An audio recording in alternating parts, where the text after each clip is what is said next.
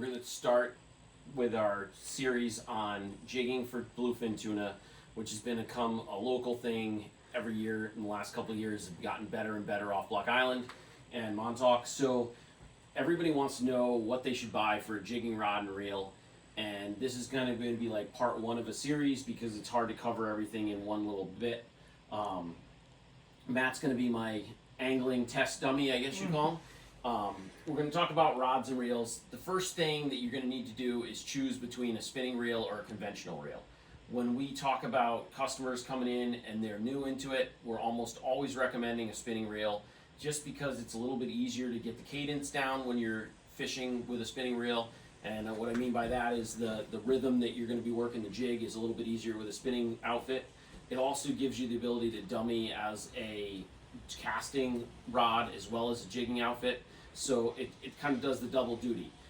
It prices out nice. There's some good reels at $300 price point in a spinning reel with a rod in the $100 to $150 price point.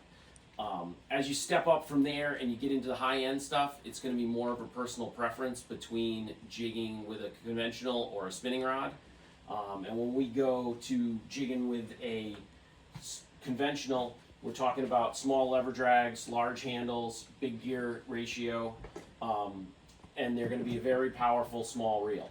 The problem with a conventional is that it's difficult to work.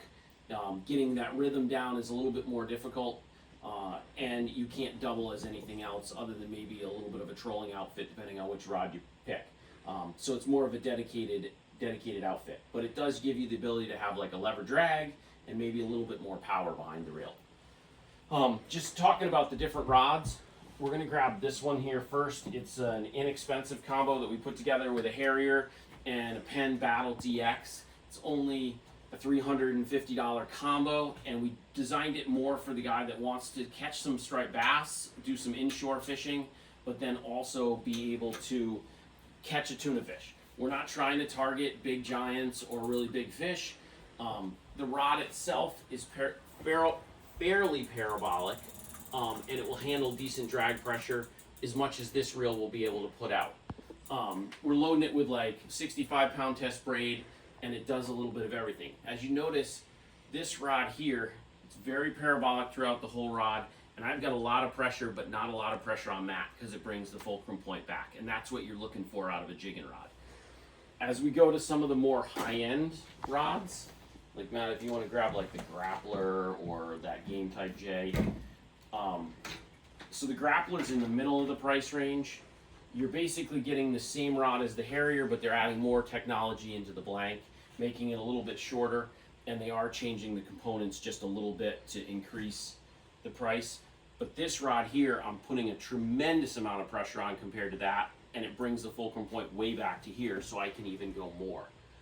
And Matt doesn't have a ton of pressure on him. The last one we can look at is the Game Type J, and we have rods at different price points here. But this one, what they're doing is lightening up by changing the grip structure, the blank technology again, and increasing the components quite a bit. That's what brings the price up, is it's more the components than the action, because you're going to notice it's very similar to that. But you're getting the fulcrum points actually coming out a little bit, so you get more power, but you've got a lighter tip. So it's going to allow you to work that jig a little bit better, but still have more power than you did with the Grappler. That's kind of what you're looking at. If you become an advanced angler, you're going to want to come into the shop and really talk through the details and feel the rods. If you're new into it, it's more about just picking out the right rod at the right price point. We can help you in the store with either of those. If you go to the conventional, we've brought two over to show you. One's an Outrage by Daiwa that fits at one price point, and the other one is a Major Craft. This rod here is fairly light in the tip, but has plenty of backbone down here, so you can really put the pressure to the fish like that.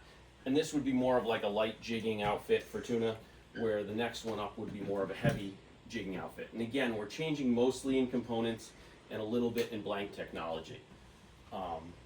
But this one, fulcrum point starts to come out here, and I really have to seat the rod. Matt, if you can pick up now on that, you can feel that you're getting a lot more pressure on the rod there.